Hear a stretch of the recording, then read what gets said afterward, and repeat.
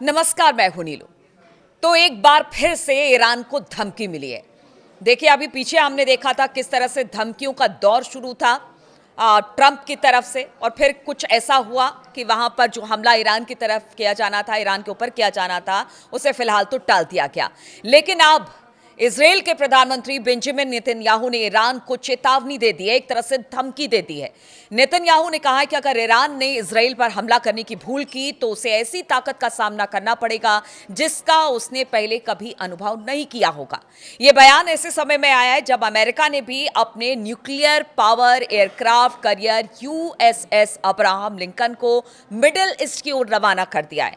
देखिए, कहा यह जा रहा था कि ट्रंप कुछ भी कर सकते हैं। पीछे हमने देखा था कि हालात लगा सब कुछ सामान्य हो गया, युद्ध की स्थिति थी वो टल गई, जितने भी अरब देश थे उन्होंने ट्रंप से गुहार लगाई थी, लगा सब कुछ सामान्य हो गया। लेकिन ऐसा नहीं है। ये ट्रंप है, ये अमेरिका है, ये इजराइल है, और लगातार ईरान को धमकी दे रहा है। ईरान की बात भी करेंगे कि किस तरह की तैयारी वो करके बैठा हुआ है कि अगर इजराइल या फिर अमेरिका की तरफ से हमला होता है तो वो क्या करेगा, उसके बारे में जानकारी देंगे। लेकिन उससे पहले बता दें कि नेतन्याहू ने किस तरह की धमकी दी। नीसेट यानी कि इजरायली संसद में स्पीच के दौरान नेतन्याहू ने कहा कि इजराइल ईरान के एक्टिविटी पर करीब से नजर रखे हुआ है। ईरान में सरकार विरोधी प्रदर्शनों के बाद हालात तनावपूर्ण है और सरकारी कार्रवाई के चलते बड़े पैमाने पर हिंसा हुई है। कोई नहीं जानता कि ईरान का भविष्य क्या होगा, लेकिन वो अब पहले जैसा नहीं रहेगा। देखिए, बेंजामिन नेतन्याहू कह रहे हैं कि बड़ी करीबी तौर से ईरान पर नजर रखी जा रही है, और एक तरह से कह रहे हैं कि जो आंतरिक स्थिति ईरान की है वो खराब है। यानी जिस तरह के कयास ईरान भी लगा रहा था कि उनकी आंतरिक स्थिति को जानबूझकर कमजोर किया जा रहा है ताकि कभी भी हमला किया जा सके, और इसी को दोहराते हुए नेतन्याहू दिखाई दे रहे हैं अपनी इस बात को, इस बयान को लेकर। तो उन्होंने कहा कि बहुत बड़ी कीमत अब ईरान को इसे लेकर चुकानी पड़ेगी जिसका असर लंबे समय तक रहेगा।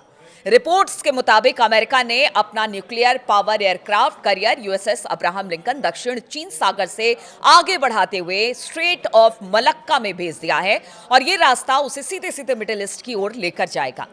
राष्ट्रपति डोनाल्ड ट्रंप ने ईरान को चेतावनी दी है कि शांतिपूर्ण प्रदर्शनकारियों की हत्या या फांसी किसी भी हालत में बर्दाश्त नहीं की जाएगी, और वो हमने देखा कि उन्होंने कह दिया कि हाँ, अब कुछ नहीं हो रहा है वहां पर।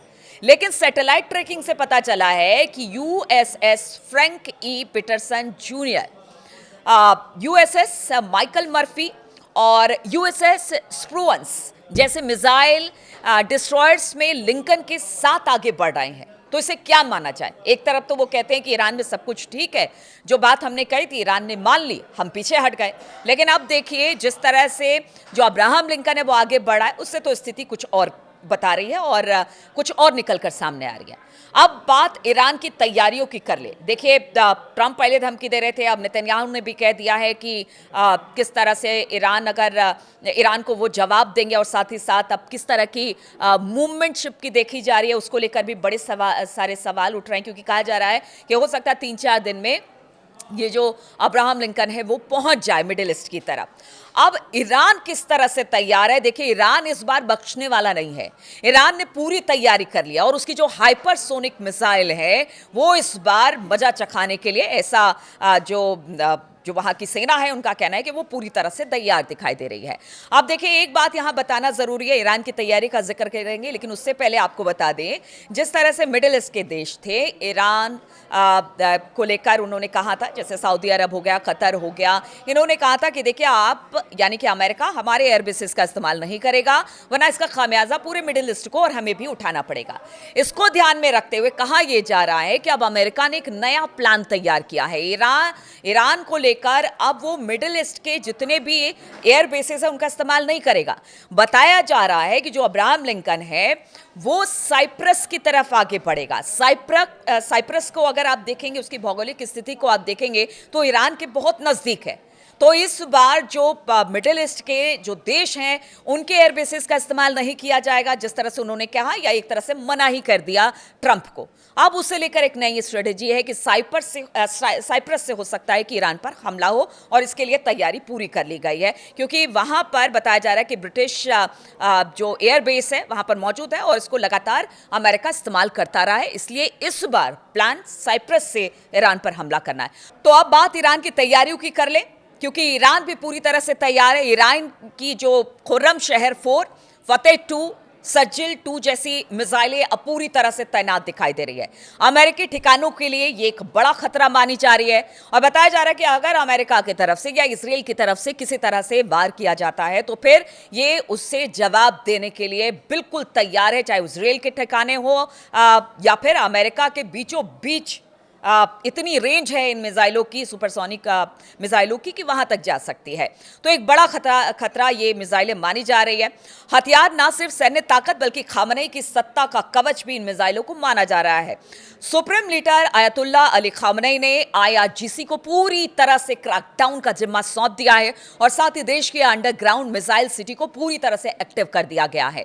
और ये सिर्फ आयतुल्ला खामनेई साहब के कहने पर किया गया है कि देखिए अब वक्त आ गया है, अगर उधर से दुश्मन हमला करता है तो फिर इसका कड़ा जवाब दिया जाएगा। ये कदम साफ संकेत देता है कि ईरान सिर्फ अंदरूनी विद्रोह से ही नहीं बल्कि बाहरी टकराव के लिए भी खुद को तैयार कर चुका है। ईरान की सबसे खतरनाक बैलिस्टिक मिसाइल मानी जाती है खुर्रमशहर 4 और ये ज्यादा रेंज वाली हाइपरसोनिक मिसाइल है जो कि मैक 8 की रफ्तार से उड़ती है और इसका सबसे डरावना पहलू इसका 1500 किलोमीटर तक का भारी वॉरहेड है। 2025 में इसका सफल परीक्षण हुआ था और सैन्य विश्लेषकों के मुताबिक ये इजराइल के किसी भी कोने को निशाना बना सकती है।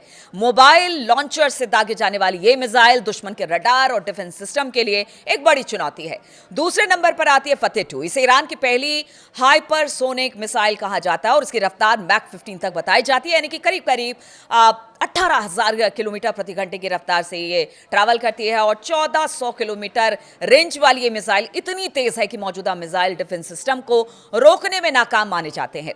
2024 में इसका सफल परीक्षण हुआ था और अब इसे मिसाइल सिटी में तैनात कर दिया गया है। अमेरिका सैन्य ठिकाने और इजरायली एयरबेस इसके मुख्य संभावित टारगेट माने जाते हैं और माना जाता है कि कई तो ऐसे हैं कि अगर टारगेट इन्होंने देख लिया तो फिर इसको रोक पाना बड़ा मुश्किल है और कहा यह जा रहा है कि यही वजह है कि ज्यादा समय इजराइल और अमेरिका ले रहा है ताकि इस तरह के मिसाइलों से वो पार पा सके।